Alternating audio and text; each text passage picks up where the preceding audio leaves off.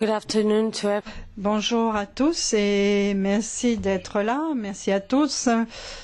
Vous savez pourquoi nous sommes ici. Vous le savez déjà. Je voudrais dire qu'en janvier dernier, un groupe de 10 parlementaires européens ont pu visiter la bande de Gaza. Aujourd'hui, nous sommes 9 à être là. Sur les 10 qui étaient au mois de janvier, nous allons faire des déclarations sur ce qui s'est produit hier avec l'attaque israélienne du convoi humanitaire destiné à Gaza.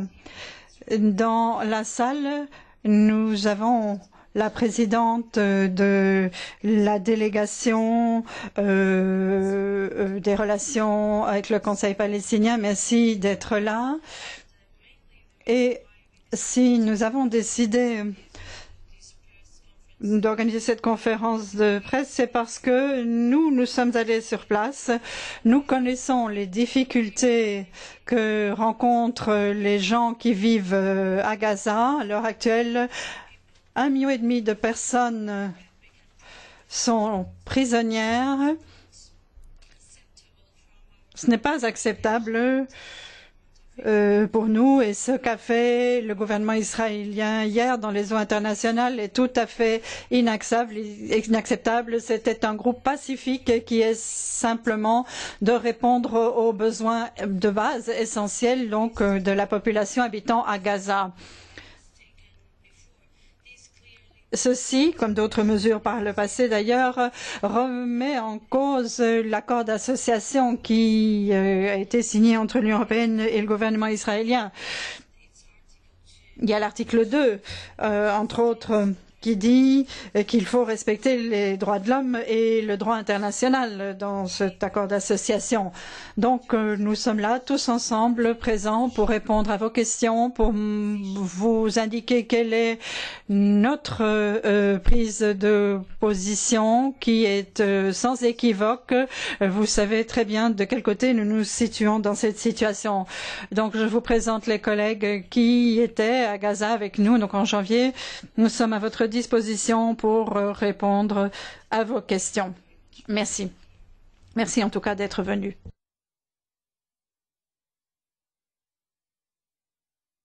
Okay.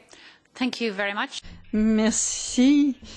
Moi, je m'appelle Barbara de Bruyn, je suis parlementaire irlandaise. Je faisais partie de la délégation qui s'est rendue à Gaza en janvier. Comme vous le savez probablement, en commission affaires étrangères du Parlement, cet après-midi, l'ambassadeur israélien a été convoqué pour venir expliquer ce qui a été fait, ce qui reflète ce qui se passe en fait dans beaucoup d'États membres où partout on a convoqué l'ambassadeur d'Israël pour venir s'expliquer. Nous avons vu qu'il y a une réaction internationale face à ce qui s'est produit, quel que soit le contexte politique. Mais bon, ça ne suffit pas d'exprimer notre horreur face à cela. Une fois de plus, non, il faut agir. On ne peut pas simplement repasser aux affaires courantes après avoir dit que c'était scandaleux. On a parlé de l'accord d'association, l'accord préférentiel qui... Bon, je crois que l'article 2 doit maintenant être évoqué par l'Union. Il faut mettre un terme à cet accord préférentiel et il faut envisager uniquement de le revoir si Israël accepte de respecter les droits de l'homme, ce qui n'est pas le cas pour le moment. En tout cas, ce qui est clair, c'est que à la base de tout cela, on trouve le siège de Gaza et je m'associe au sentiment du coordinateur des Nations Unies pour le processus de paix au Moyen-Orient. Il dit que ces tragédies peuvent être évitées si Israël écoute enfin la communauté internationale qui lui demande de lever le blocage inacceptable de Gaza.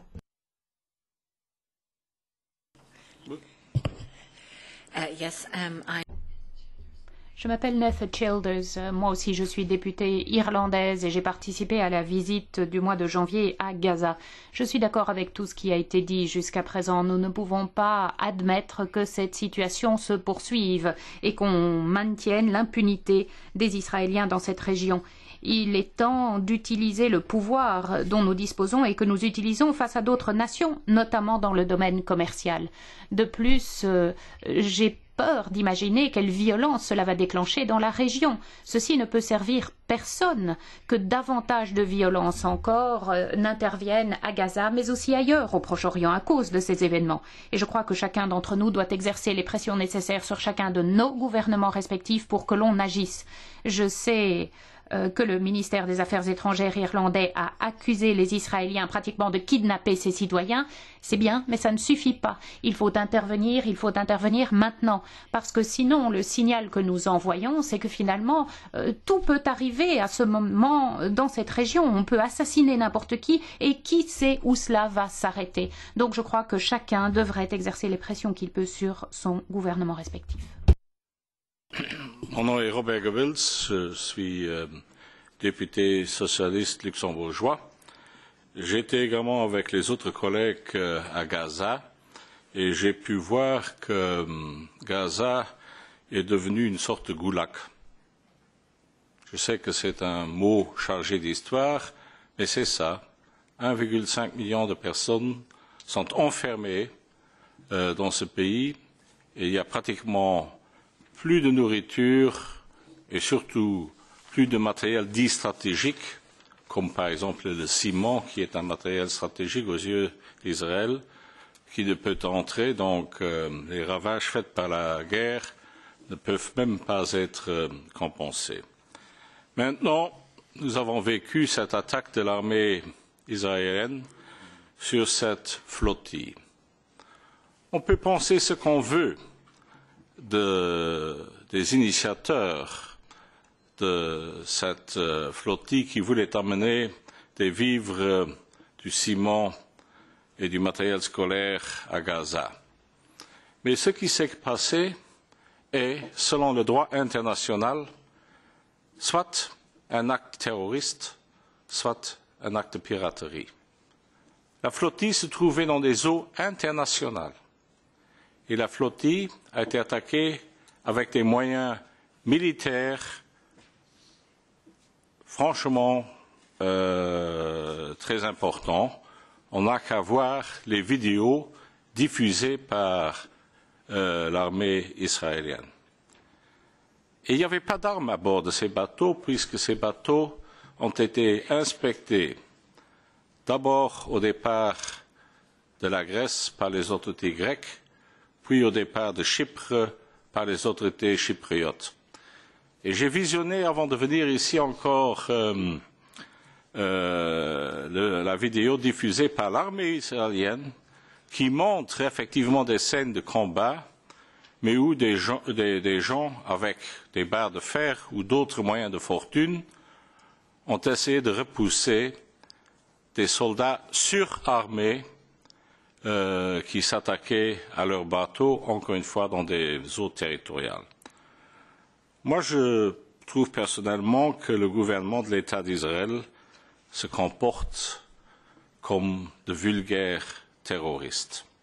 Et ma conclusion personnelle est que la communauté internationale ne peut plus laisser passer.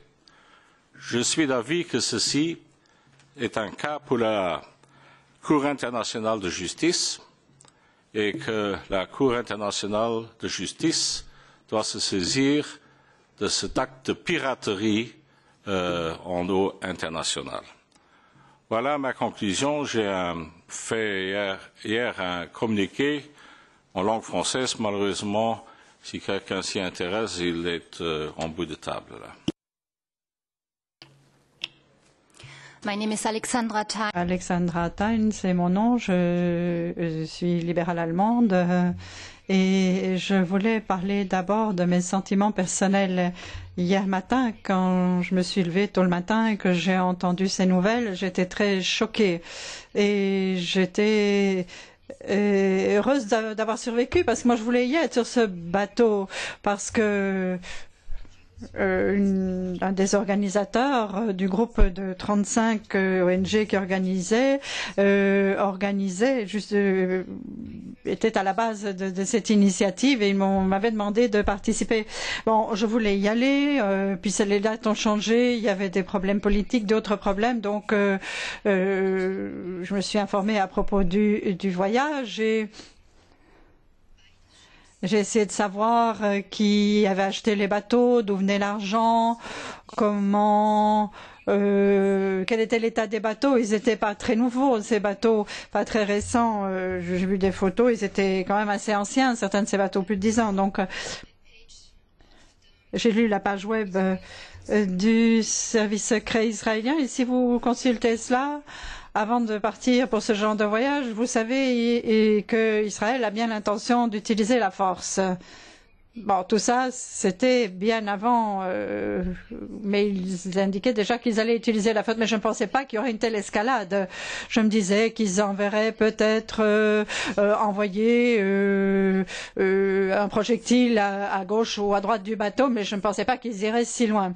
Bon, je suis notaire de profession, donc je me posais des questions. Je ne suis pas militante. Je n'ai jamais fait de sit-in ou manifesté dans les rues, etc. Mais je voulais faire preuve de ma solidarité à l'égard du peuple de Gaza. Je voulais être solidaire avec les organisateurs.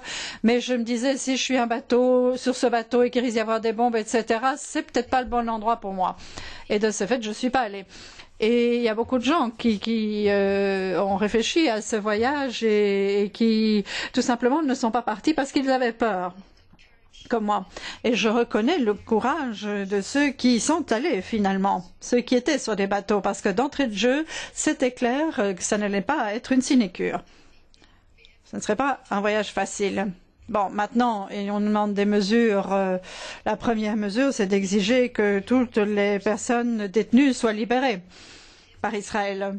Il faut qu'ils récupèrent leur GSM, leur portable, avec toutes les photos et pas des cartes reformatées. Donc, je pense que ce ne sera pas le cas. Ils ne vont pas récupérer tout ce qu'ils ont fait comme photo. Bon, il faut donc qu'on les libère.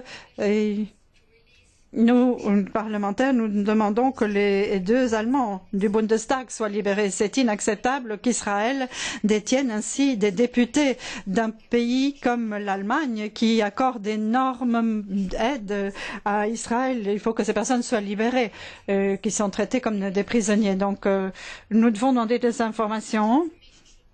Des informations doivent être libérées parce que pour le moment il y a une sorte de blocage de l'information également. Il n'y a que les journalistes israéliens qui travaillaient dans l'armée auparavant qui peuvent faire rapport sur ce qui se passe. Donc il n'y a pas de liberté de la presse dans toute cette affaire. C'est vraiment un énorme problème. Et il faut en troisième lieu demander ce qui va se passer avec tous ces bateaux, les marchandises qui étaient sur les bateaux.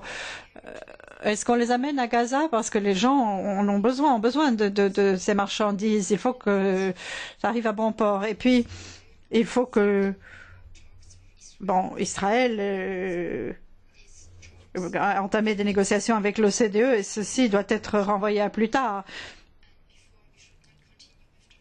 Il ne faut pas continuer ces pourparlers entre l'OCDE et Israël après ce qui s'est passé.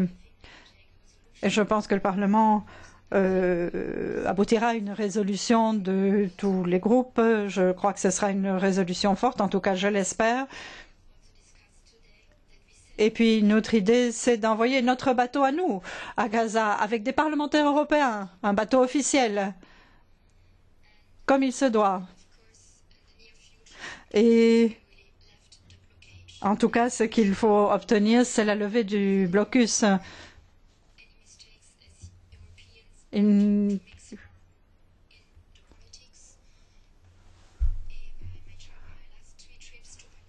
me suis rendue en Palestine à 3 reprises ces derniers temps et les gens nous demandaient sur place que l'Europe prenne un rôle plus important. Les gens sont déçus, même après l'arrivée d'Obama sur la scène politique aux États-Unis. Donc nous devons changer notre politique à l'égard d'Hamas. Il faudrait reconnaître que c'est une erreur de refuser de parler avec le Hamas puisqu'ils sont démocratiquement élus. Et peut-être que via des discussions avec Hamas, on pourra aboutir à une solution. Thank you. My name is Helmut Scholz. Je m'appelle Helmut Scholz, je viens d'Allemagne et je suis député européen du groupe de la gauche de la GUE. Tout comme mes collègues, je voudrais dire moi aussi que cette attaque est inacceptable, une attaque contre un convoi qui visait simplement à aider le peuple palestinien. Cela vous a déjà été dit, nous nous sommes rendus à Gaza au mois de janvier, nous y avons constaté que vous n'avez même pas le droit sur place de distribuer du matériel scolaire.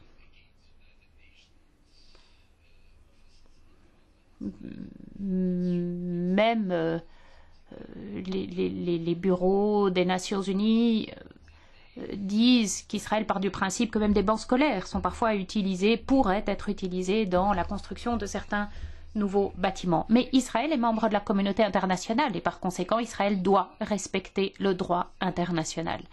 Et comme cela a déjà été dit, cette attaque a eu lieu dans les eaux internationales contre une flotte de la liberté, une flottille pour la paix et qui essayait d'apporter une aide humanitaire à un peuple qui depuis des années vit sous l'oppression israélienne et qui par conséquent ne voit vraiment plus de perspective. Et donc je dirais que cette question d'exigence de la libération immédiate de tous les membres de cette flottille doit s'accompagner d'une demande d'enquête internationale face à cet assaut. Je crois que nous devons absolument exiger une ouverture et un accès illimité de tout observateur international dans la bande de Gaza. Et j'ajouterai encore une chose. Pour l'instant, la communauté internationale se focalise sur les événements d'il y a un jour et demi. Ce qui montre bien que nous avons mis le doigt sur le centre même du problème au Proche-Orient. Et Israël, en tant que membre de la communauté internationale, a aussi le droit d'être reconnu comme État souverain. En même temps, cela veut dire que les Palestiniens doivent aussi pouvoir réaliser leur droit à un État propre. Et c'est la raison pour laquelle, à ce stade, nous devons aussi nous tourner vers l'Union européenne et demander notamment à Madame Ashton de veiller à ce que l'Union européenne fasse tout ce qui est en son pouvoir pour participer à la mise en place d'une paix durable. Et pour ce faire, je crois qu'on peut lui dire qu'aussi longtemps qu'elle n'a pas de signe de la part d'Israël, il faut maintenir la pression. Bonjour à tous, merci d'être là. Je suis Malika Benarabatou, je suis du groupe des Verts de France. Ma première pensée va aux victimes et aux familles des victimes. Je suis comme tout le monde choquée, atterrée. Je n'aurais jamais cru que c'était possible qu'Israël militairement attaquerait des civils qui sont dans un convoi humanitaire. C'est contraire c'est une violation du droit humanitaire. Et je suis comme mes collègues, je suis entrée à Gaza en passant par Rafah, par l'Égypte, puisque il y a un blocus très serré en janvier 2010, donc cette année. Et ça faisait un an déjà que la guerre contre les civils de Gaza avait été menée. Il y a eu 1400 morts et il n'y avait toujours pas de justice. Nous sommes un an et demi après cette guerre contre les civils et il n'y a toujours pas de justice. Ça n'est plus plus possible, on ne peut plus continuer comme ça. Nous avons des lois internationales, Israël se targue d'être une démocratie, mais nos démocraties sont fondées sur les lois. Donc est-ce que on va continuer à voir Israël comme le gouvernement d'Israël? Parce que c'est important, parce que je fais la différence entre le peuple et le gouvernement. Le gouvernement actuel de Netanyahou et de Lieberman a une politique qui est contraire à toutes les lois internationales et l'Union européenne ferme les yeux et nous continuons à être aveugles. Ce n'est plus possible. Il y a les lois, nous devons appliquer. Gaza est un territoire palestinien. Il est occupé. Est-ce que nous pouvons accepter une occupation aujourd'hui en 2010 alors que nous fêtons l'anniversaire il y avait un sommet France-Afrique où les pays anciennement colonisés, alors que les cicatrices ne sont pas encore fermées, 50 ans après, on continue à accepter et à fermer les yeux sur une colonisation qui continue et une colonisation féroce avec des morts. La loi du talion qu'applique le gouvernement israélien n'est pas acceptable. Ce n'est pas notre vision de la justice. Alors, sans justice, il ne peut pas y avoir de réconciliation. Et sans réconciliation, il ne peut pas y avoir de paix. Alors si on veut la paix, il faut la justice pour aller vers une réconciliation. Donc aujourd'hui, je demande, l'Union européenne ne peut pas simplement attendre que les États-Unis aient une position, alors qu'elle est soumise à un lobbying très, très fort aux États-Unis. L'Union européenne doit avoir sa voix propre. Elle a une action, elle a une histoire, elle a des valeurs qui sont fortes, elle a des exigences envers les autres pays dans ses relations de voisinage, et elle ne peut pas exiger des autres pays l'application des lois internationales et être aveugle à la non-application par Israël. Donc je demande à Mme Ashton et je demande au gouvernement des pays européens de faire appliquer les lois internationales par Israël. My name is Nicola Rinaldi. Nicola Rinaldi de l'Italie, vice-présidente des libéraux démocrates. D'abord, j'ai été à Gaza à plusieurs reprises. La dernière fois, c'était en janvier avec mes collègues. Et à Gaza, vous voyez des choses que vous ne voyez nulle part ailleurs au monde. C'est un pays des énormités, les difficultés quotidiennes des gens sont invraisemblables.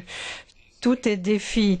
S'ajoute maintenant aux énormités de Gaza ce qui vient de se passer, donc cette attaque de la flottille, ce qui est sans précédent. Il n'y a jamais rien eu de pareil à ce qui s'est produit hier face à Gaza. Deuxième chose, soyons attentifs et prudents. C'est trop facile de s'en prendre uniquement à Israël par rapport à ce qui s'est passé dans les eaux face à Gaza. Il y a eu une sorte de complicité, même si le terme est très fort, mais en tout cas, il y a une approche très faible de la part des organisations internationales, des États, des institutions, des intellectuels par rapport aux politiques d'embargo sur Gaza. Il y a une responsabilité qui va bien au-delà d'Israël. Et c'est ce type de tolérance qui a permis à Israël de croire qu'elle pouvait faire ce qu'il voulait face à des pacifistes comme ceux qui se sont présentés devant ses côtes hier. Et puis, la politique à l'égard de Gaza est tout à fait exemple de respect des droits humanitaires, mais en plus c'est moralement obscène et c'est contre-productif. Hamas est de plus en plus le héros de Gaza après ce qui s'est produit hier. Et il n'y a pas de cohérence dans tout cela. Rappelons-nous, Medvedev vient de rencontrer la direction d'Hamas il y a peu et la Russie fait partie du quartet. Donc le quartet doit changer sa politique sur Gaza. Et l'Union européenne, si elle va dans ce sens, pourra diriger la politique du quartet à changer par rapport à l'embargo, aux fermetures et quant à la nécessité de parler avec les dirigeants de Gaza. Je vous remercie. Écoutez, le temps commence déjà à nous manquer, mais quoi qu'il en soit, notre message est clair. Nous avons besoin de transparence, de pression. Je crois que nous ne pouvons plus accepter cet écart entre la théorie du droit et sa pratique.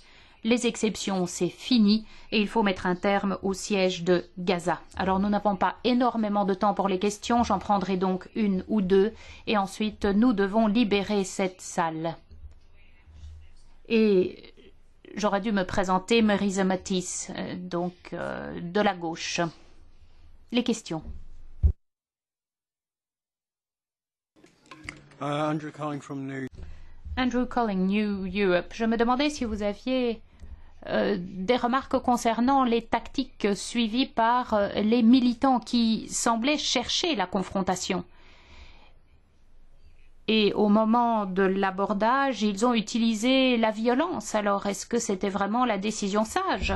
Les agresseurs furent les Israéliens.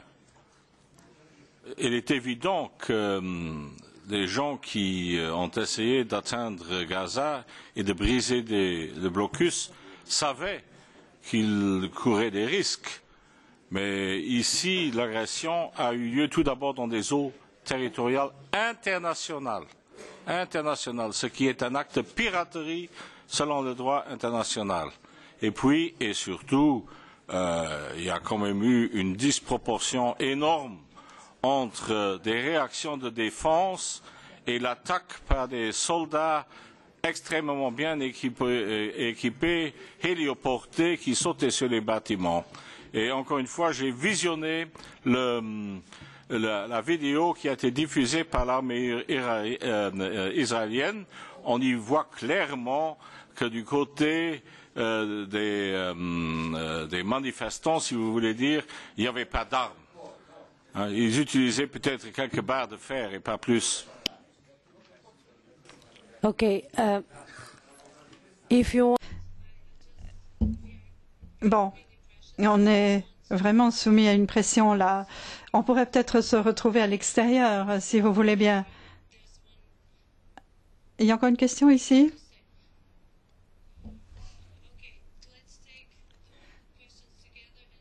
Toutes les questions d'un coup, un bref commentaire et puis on arrête. Yes. Et après, nous pouvons nous retrouver à l'extérieur de la salle. Nous sommes tous à votre disposition pour répondre aux questions. Allez-y. C'est Alberto